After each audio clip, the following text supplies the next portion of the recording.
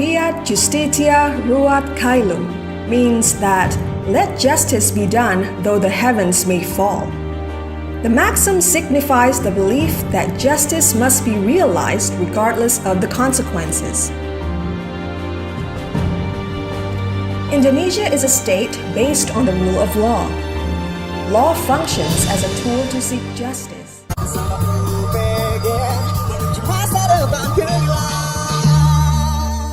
Assalamualaikum warahmatullahi wabarakatuh.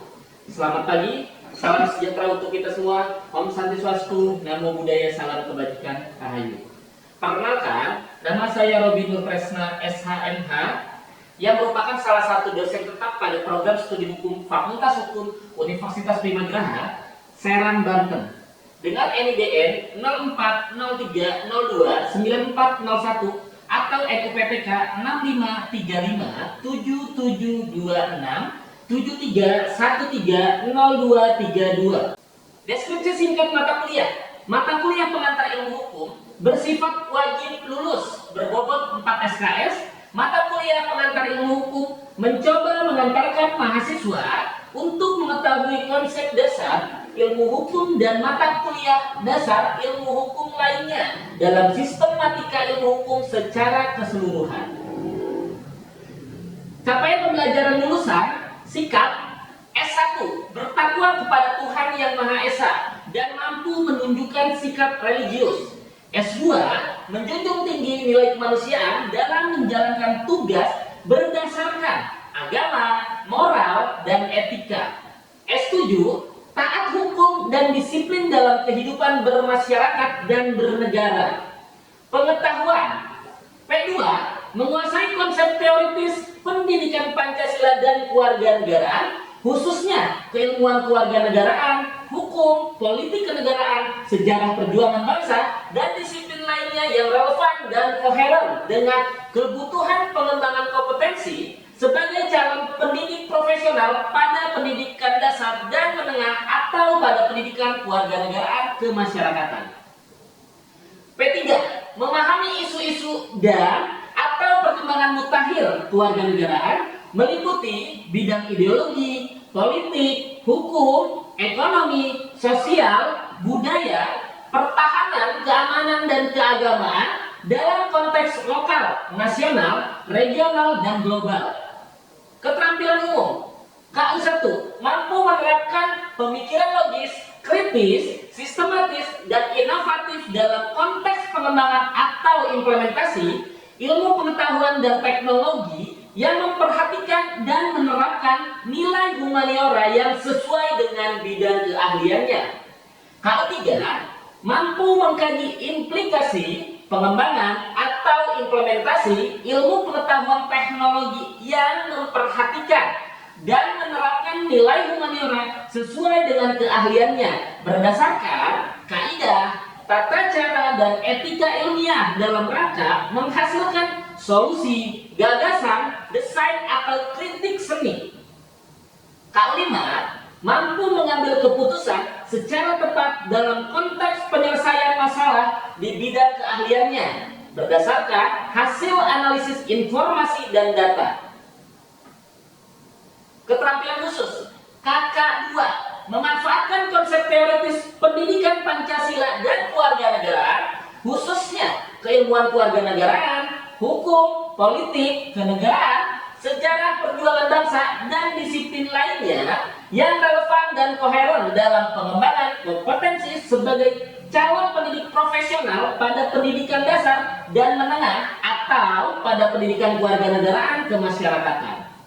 KK3 memanfaatkan isu-isu dan atau perkembangan kewarganegaraan mutakhir meliputi bidang ideologi, politik, hukum, ekonomi, sosial, budaya, pertahanan, keamanan, dan agama dalam konteks lokal, nasional, regional, dan global untuk mengkontekstualisasikan pendidikan Pancasila dan kewarganegaraan. Kemudian untuk capaian lulusan program studi, mahasiswa diharapkan menguasai pengetahuan dasar, aspek teoritis, bidang hukum perdata, hukum pidana, hukum tata negara, hukum administrasi negara, hukum internasional, hukum adat, hukum Islam, hukum bisnis, dan hukum acara. kuliah CPMK 1 mampu menganalisis persoalan-persoalan yang berkaitan dengan hukum, mengaplikasikan apa yang telah dipelajari dalam perkuliahan pengantar ilmu hukum dengan menjunjung nilai religius dan bertakwa pada Tuhan Yang Maha Esa, serta menjunjung tinggi nilai kemanusiaan dalam menjalankan tugas berdasarkan agama, moral, dan etika dalam menyelesaikan kasus-kasus hukum yang berorientasi pada standar mutu, kualitas, dan keahlian yang memadai, sehingga memiliki karakter baik yang berkompeten dan mampu bersaing dalam menjalankan profesi hukum di masa kini dan masa yang akan datang, yang mencakup S1, S2, dan KU5. CPMK 2 mampu menganalisa teori fungsi, guna dan tujuan hukum, hukum sebagai kaidah dan hukum sebagai gejala sosial, sumber-sumber hukum, asas-asas, prinsip-prinsip, sistem hukum, dan perkembangannya, serta menguasai pengetahuan dasar, aspek teoritis, bidang pengantar ilmu hukum dengan penuh tanggung jawab untuk bekerja sama dan memiliki kepekaan sosial terhadap masyarakat di Indonesia, yang mencakup S7, P3, KU5, KK2.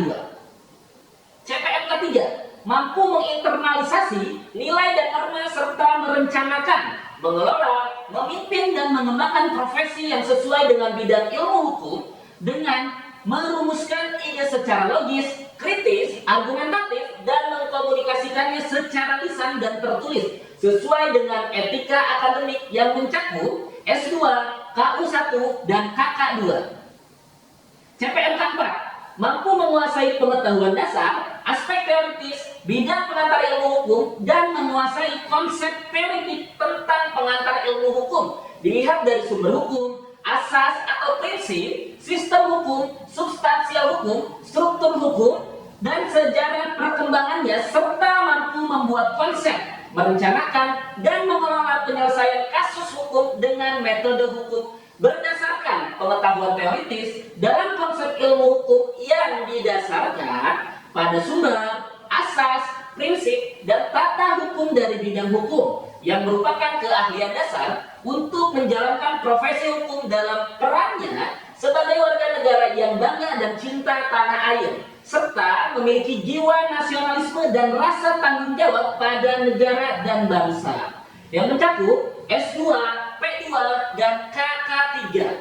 Bahan kajian, adapun bahan kajian pada mata kuliah pengantar ilmu hukum yaitu meliputi 16 kali pertemuan, di mana pertemuan pertama sampai 7 membahas submateri, kemudian pertemuan ke-8 ujian tengah semester atau UTS, dan pertemuan 9 sampai 15 membahas submateri kembali, serta pertemuan ke-16 ujian akhir semester atau UAS. Adapun submateri yang akan dibahas yaitu sejarah dan ruang lingkup PIH, pengantar ilmu hukum, arti hukum dan tujuan hukum, manusia dan masyarakat, hukum dan kaidah sosial, sumber-sumber hukum, studi hukum dengan pendekatan ilmu pengertian, ilmu bantu dalam hukum, aneka cara pembeda hukum, sistem hukum, pranata hukum sebagai institusi sosial, penemuan hukum, asas hukum, berbagai lapangan hukum, serta hukum acara. Penyampaian. Yang pertama, tatap muka atau tatap maya. Kedua, grup online, WA group. Ketiga, aplikasi atau platform tentang MS Teams, Zoom Meeting, YouTube, dan Kahoot. Poin keempat, bahan ajar kami menggunakan buku, e-book, dan e-jurnal. Strategi pembelajaran. Pendekatan kontekstual, konsep belajar yang menghubungkan materi ajar dengan situasi dunia nyata. Metode yang saya gunakan yaitu metode brainstorming, merupakan metode pembelajaran dalam bentuk diskusi yang membahas gagasan, ide, pendapat, pengetahuan, dan pengalaman dari semua mahasiswa. Metode selanjutnya saya menggunakan metode discovery learning, di mana mahasiswa dilibatkan secara langsung untuk aktif menemukan konsep, prinsip, atau pengetahuan baru melalui proses penyelidikan, serta dapat mengutarakan apa yang ia pikirkan, sehingga dapat lebih mengembangkan diri sendiri. Dan dalam pembelajaran ini, saya juga menggunakan metode problem based learning atau PBL. Media, saya menggunakan visual dan audio visual. Dengan kriteria penilaian dalam materi pembelajaran, sumber-sumber hukum meliputi kehadiran mahasiswa, partisipasi keaktifan mahasiswa, kemampuan menguraikan sumber hukum dan membedakan sumber formal maupun material, dan penugasan, tugas atau kuis, serta persentase asesmen, kehadiran 20%, partisipasi 15%, tugas dan kuis 10%, minor test atau UTS 25%, serta UAS atau UAS 30%, dengan total bobot 100%. Begitulah beberapa materi yang saya sampaikan selama 1 semester. Materi pada pertemuan hari ini bertemakan sumber-sumber hukum secara luring, dan berikut ini saya tampilkan video pembelajaran pada mata kuliah yang saya aku. Selamat menyaksikan. Oke. Assalamualaikum warahmatullahi wabarakatuh. Selamat sore. Salam sejahtera untuk kita semua. Om Santi Swastu, Namo Buddhaya, salam kebajikan rahayu. Sebelum kita masuk ke perkuliahan, alangkah lebih baiknya kita untuk berdoa dulu mungkin ya, teman-teman. Berdoa, monggo. Siapa yang berkenan memimpin doa? Silakan Mas Iwan ke depan, Mas. Silakan. Monggo, silakan.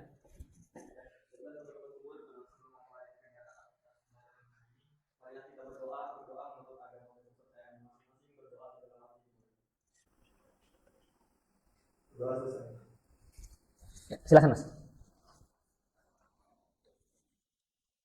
Bagaimana kabarnya teman-teman? Alhamdulillah baik ya. Setelah libur ya. Kebetulan kemarin weekendnya agak panjang ya. Jadi liburnya agak panjang ya. Selanjutnya kita masuk, mungkin sebelum saya mulai perkuliahan saya akan absensi. Takutnya masih ada yang izin atau ada yang sakit ya. Atau ada yang masih liburan ya. Jadi kita absen dulu. Oke. Febia Cahyani, Masirah, Dewi Rahmawati, Mufti Alfar Rizki. Oh izin. Oke, mungkin masih liburan ya. Oke. Muhammad Nurido. Oh, sakit. Sakit atau izin Rido? Oh, sakit ya. Oke. Aldes. Muhammad Ihwan, Cantika. Oke, baik. Sepertinya ada yang belum terabsen oleh saya? Ada yang terlewat? Sudah semua ya? Alhamdulillah ya, semuanya sudah terabsen. Oke, sebelum kita masuk ke pertemuan kelima, ada yang ingat nggak pertemuan sebelumnya kita bahas tentang apa? Ada yang masih ingat? Saya Pak. Oh siap, oke, monggo, Aldes, silakan. Minggu kemarin kita membahas hukum dan kaidah sosial. Tuh. Bapak menyampaikan bahwa hukum adalah peraturan tertulis yang dibuat oleh negara yang harus dipatuhi oleh semua orang, dan jika dilanggar akan mendapatkan sanksi yang jelas dan tegas seperti pidana, penjara, ataupun ganti rugi. Sedangkan kaidah adalah hukum yang tidak tertulis yang berlaku di masyarakat dan jika dilanggar tidak mendapatkan sanksi. Oke, ya betul tadi ya. Betul tadi, kaidah itu lebih ke seperti kebiasaan biasanya ya. Nah itu betul tadi yang dikatakan Aldes, dan sepertinya yang lain juga menyimak ya di beberapa pertemuan ke belakang, sepertinya fokus. Oke, kita lanjut ke pertemuan ya. Yang akan kita bahas adalah sumber-sumber hukum. Oke, pada dasarnya sumber hukum di kita itu tadi betul ya teman-teman, terbagi jadi 3. Ada 3 ya sumbernya, ada KUHP, ada Undang-Undang 1945, sama pendapat ahli. Di sini sumber-sumbernya, khususnya di Indonesia itu terbagi menjadi 2 kembali. Ada material, ada formil. Nah, material itu apa? Material itu lebih dari segi isi sebuah hukumnya tadi. Misalkan di situ ada KUHP, bahasnya tentang apa? Tindak pidana, betul. Kejahatan, ya, biasanya di situ. Dan tidak menutup kemungkinan ada dari KUH per atau Kitab Undang-Undang Hukum Perdata. Dari Kitab Undang-Undang Hukum Perdata bahasanya tentang apa? Lebih ke individunya. Bisa dari perjanjian, ya, dari perkawinan, betul. Di sini kita mengutip dari Prof. Sudikno Mertokusumo. Apa yang disebut hukum material? Oke, teman-teman bisa dilihat di slide di sini. Nah, situasi sosial, ekonomi, tradisi, pandangan keagamaan, dan kesusilaan. Kemudian perkembangan internasional dan geografis. Nah, itu hukum material menurut Prof. Sudikno Mertokusumo. Oke, untuk material saya rasa sudah cukup ya teman-teman ya. Jadi kita sudah membahas tentang hukum materialnya. Kita beralih ke hukum formil. Nah, apa hukum formil itu? Nah, hukum formil itu ya tadi biasanya terdiri dari undang-undang, terus dari kebiasaan dari jurisprudensi, traktat, dan doktrin. Itu ada 5 ya. Di sini kita bahas undang-undang itu seperti apa? Ada yang tahu? Undang-undang di sini kebetulan di Indonesia itu menganut civil law hukumnya ya. Bagaimana civil law itu? Dia hukumnya berbentuk tertulis, maka jadilah undang-undang. Nah, contohnya di sini kita lihat seseorang yang menyebarkan hoaks di media sosial, kemudian hakim meyakini orang tersebut yang juga harus bersumber pada undang-undang. Oke, contoh kasusnya tadi ada seseorang menyebarkan berita hoaks. Oke, bagaimana berita hoaks itu, Mbak? Belum valid, belum nyata. Betul. Di kita sudah diatur ya tentang apa? Undang-undang ITE. Nah, di sini sudah diatur di dalam undang-undang ITE. Jadi sudah masuk ke hukum formil. Jadi sudah jelas bila mana seseorang misalkan kayak Mbak, misalkan Mbaknya menyebarluaskan update nih di sosial media. Misalkan sorry, teman dekat Mbak si X misalkan. Oh, si itu tuh ternyata mempunyai tompel di sininya. Nah, kan itu belum tahu kevalidannya, betul nggak? Bukan hanya unsurnya kebencian, tidak boleh ya, tapi harus ada data dan faktanya. Bila mana mohon maaf tadi yang Mbak sebutkan misalkan seseorang itu tidak memiliki tompel di sini, kan Mbak bisa terjerat ya, pencemaran nama baik, ya, undang-undang ITE di situ betul ya? Karena kan Mbak menyebarkan di sosial media. Oke, bisa dipahami tentang undang-undang di sini? Ada yang mau dibahas? Oke. Selanjutnya, di sini ada kebiasaan. Kebiasaan itu apa? Biasanya sesuatu yang dilakukan berulang-ulang. Oke? Sesuatu yang dilakukan berulang-ulang. Ada yang tahu bagaimana biasanya kebiasaan? Bangun pagi, jadi kebiasaan itu kan nanti bakal jadi kebiasaan dong. Betul. Itu contoh sederhananya mungkin bangun pagi tadi. Atau misalkan aturan di suatu wilayah.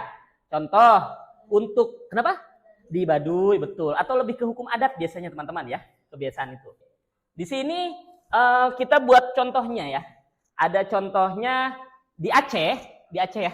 Teman-teman hafal ya di Aceh ya. Di Aceh itu biasanya dia memiliki tadi kebiasaan sendiri. Contoh, ada seseorang melakukan, mohon maaf, hubungan suami istri tanpa ikatan pernikahan. Diketahui oleh beberapa orang, itu akan dikenakan hukum rajam. Itu karena lebih identik ke hukum Islam ya, biasanya kebiasaan. Nah, beda halnya kalau di kita kalau fakta dan datanya belum lengkap kan tidak bisa. Tapi kalau di Aceh dia memiliki kebiasaan tersendiri. Contoh seperti kemarin yang baru-baru kalau tidak salah perempuan itu kan tidak diperbolehkan membuka hijab. Betul ya? Itu harus disesuaikan. Oke, itu kebiasaan. Selanjutnya di sini ada traktat. Traktat itu apa? Perjanjian. Nah, perjanjian internasional, betul. Perjanjian internasional antara satu negara satu dan negara lainnya. Contoh deh kayak sekarang yang sedang ramai. Perjanjian Israel dengan Iran. Nah, tidak menutup kemungkinan Israel dengan Iran akan gencatan senjata. Ya tadi, dibuat perjanjian biasanya. Gitu. Diplomanya langsung komunikasi, tidak menutup kemungkinan. Selanjutnya, di sini ada jurisprudensi. Apa jurisprudensi? Sumber hukum terdahulu, betul. Bagaimana sumber hukum terdahulu itu? Nah, putusan pengadilan, betul. Biasanya sudah ada di putusan pengadilan. Itu. Ini hanya menjadikan acuan biasanya ya. Tetap poin utamanya di undang-undang. Selanjutnya ada doktrin. Doktrin itu berarti sumber dari ahli hukum. Betul. Ada yang namanya doktrin. Doktrin itu dari para ahli hukum. Ya yang boleh berpendapat atau doktrin ya harus ahli hukum ya. Ya bukan dari mohon maaf, dari bukan bidang dia misalkan bidang X dari luar ahli hukum dia ingin berpendapat tentang itu. Tidak bisa ya. Doktrin itu harus ahli hukum. Dan insya Allah teman-teman di sini akan menjadi ahli hukum. Oke, sampai pembahasan tadi ada yang bisa kita bahas atau kita diskusikan di sini? Oke. Siap, Mbak Nadia. Monggo silakan. Baik, terima kasih Bapak. Izin bertanya mengenai materi yang sudah dijelaskan Bapak tadi. Perbedaan antara sumber hukum formil dan sumber hukum material itu tuh apa ya Pak perbedaannya? Dan apakah keduanya tuh berkaitan atau justru berdiri sendiri? Oke. Terima kasih Pak. Ya, Silakan, ada yang mau menambahkan tadi perbedaan hukum material dan formil? Silakan. Jadi Pak, yang bisa saya pahami bahwa sumber hukum material ini lebih bersifat sebagai latar belakang atau alasan substansial masyarakat kita yang religius dan menjunjung nilai kekeluargaan. Hal ini juga dapat mempengaruhi isu hukum tentang pernikahan atau warisan misalnya. Oke, betul. Oke, perbedaannya berarti dengan material formil? Kalau material itu yang mengikat ya Pak. Kalau yang formil itu, kalau yang formal itu mengikat, kalau material itu yang tidak mengikat, yang nggak tertulis. Oke, betul, bagus tadi ya. Jadi formil itu tertulis sederhananya biasanya ya. Oke, selain tadi Mbak Nadia, ada lagi yang ingin bertanya di sini? Oke, silakan Mbak. Jadi begini Pak, pertanyaannya, mengapa undang-undang menjadi sumber hukum yang sangat-sangat penting di Indonesia? Terima kasih Pak. Oke, ada yang mau menambahkan mungkin di sini? Oh, silakan Mas Ivan. Baik, tadi pertanyaannya mengapa undang-undang menjadi sumber hukum yang sangat penting di Indonesia? Betul. Mungkin karena undang-undang dari sumber hukum yang paling utama di Indonesia, Pak.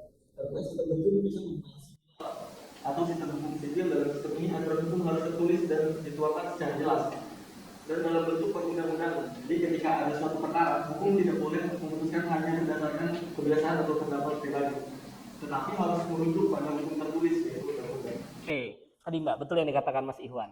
Jadi kenapa tadi undang-undang menjadi sumber yang sangat penting? Karena khususnya di negara Indonesia itu menganut hukumnya hukum sipil law. Nah, tadi suatu penyelesaian permasalahan itu bukan hanya kebiasaan, tapi harus tertulis. Oke, bisa dipahami Mbak ya? Oke, baik. Selanjutnya, sebelum kita masuk ke materi selanjutnya, kita akan menyaksikan video ya tentang kebiasaan ya, atau video yang terkini mungkin. Oke, kita bisa lihat di sini. Silahkan semuanya bisa perhatikan ke depan. Silahkan.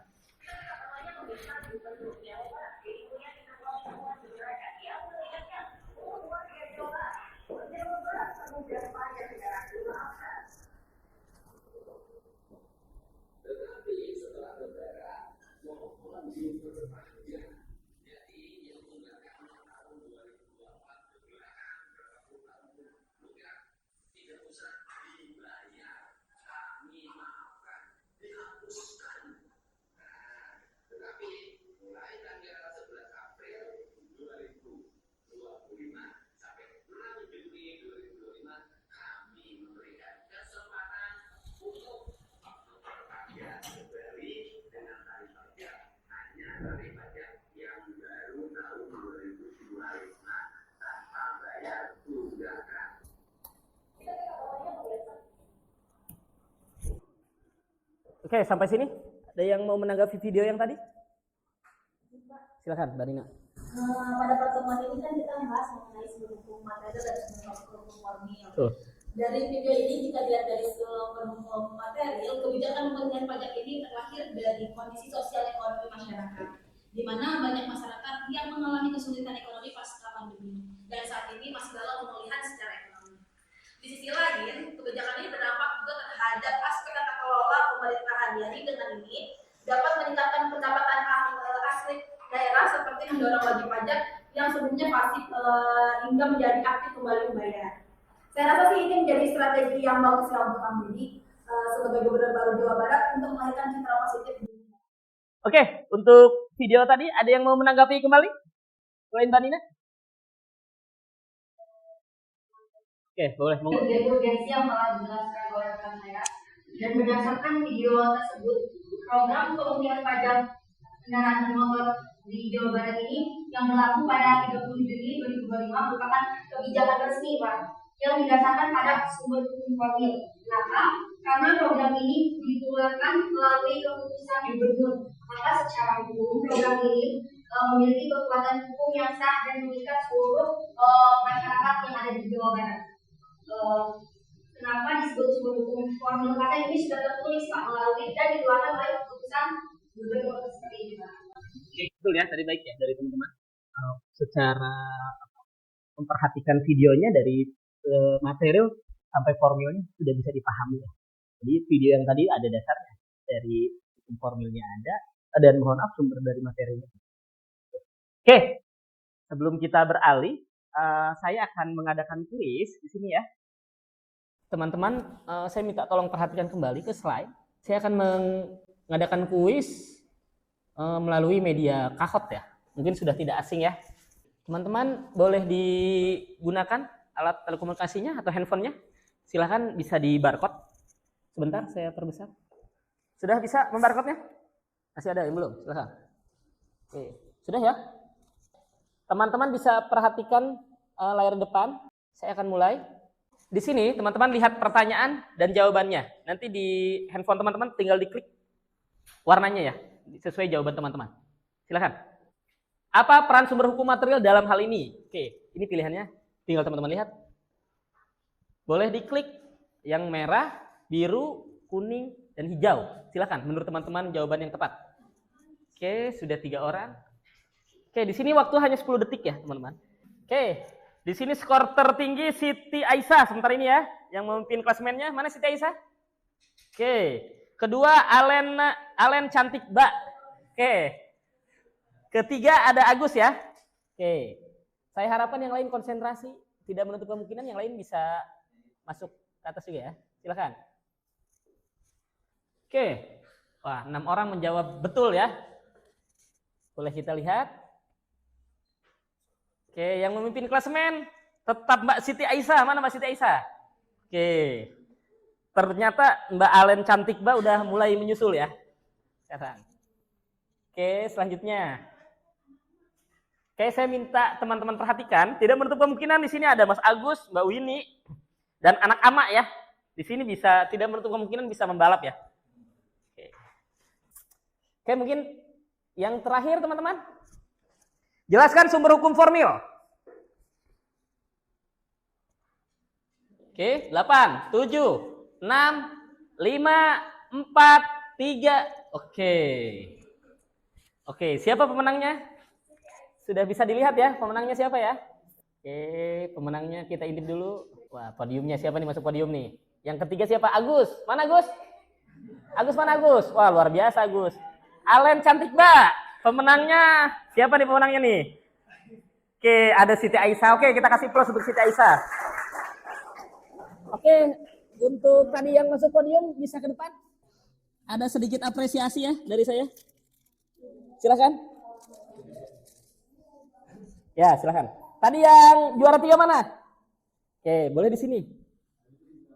Agus ya. Agus luar biasa memperhatikannya sepertinya ya. Oke. Ada sedikit apresiasi. Yang juara 3 saya berikan ini. Oke, makasih. Yang juara 2 saya berikan ini. Oke, yang juara 1 saya berikan ini. Oke. Ya, silakan duduk kembali. Oke, teman-teman, sepertinya untuk pertemuan hari ini kita cukupkan. Kita cukupkan untuk pertemuan hari ini, kita cukupkan. Dan tadi ya, alhamdulillah ya, menarik sepertinya ya tadi ya. Mas Agus walaupun kelihatan tidak memperhatikan, ternyata untuk masuk ke kuis bisa ya, juara 3 ya. Oke. Sebelum kita menutupnya, ini ada kesimpulan dari saya. Apa kesimpulannya untuk pertemuan ini? Sumber hukum Indonesia beragam dan saling melengkapi. Di sini kombinasi formal dan material menciptakan sistem dinamis, serta pemahaman krusial untuk penegakan dan pengembangan. Dan yang terakhir itu sistem hukum tersebut beradaptasi dengan perubahan. Oke, teman-teman. Untuk pertemuan minggu ini mungkin saya cukupkan. Sebelumnya saya ucapkan banyak terima kasih untuk teman-teman yang sudah bisa meluangkan waktunya ya. Hadir di mata kuliah pengantar ilmu hukum. Insya Allah di pertemuan selanjutnya kita akan bertemu lagi. Oke, untuk pertemuan minggu ini saya tutupkan. Billahi taufiq wal hidayah. Assalamualaikum warahmatullahi wabarakatuh. Fakultas Hukum. Oke, kita kasih plus untuk kita semua. Demikian video pembelajaran yang saya buat, kurang dan lebihnya mohon maaf. Billahi taufiq wal hidayah. Assalamualaikum warahmatullahi wabarakatuh.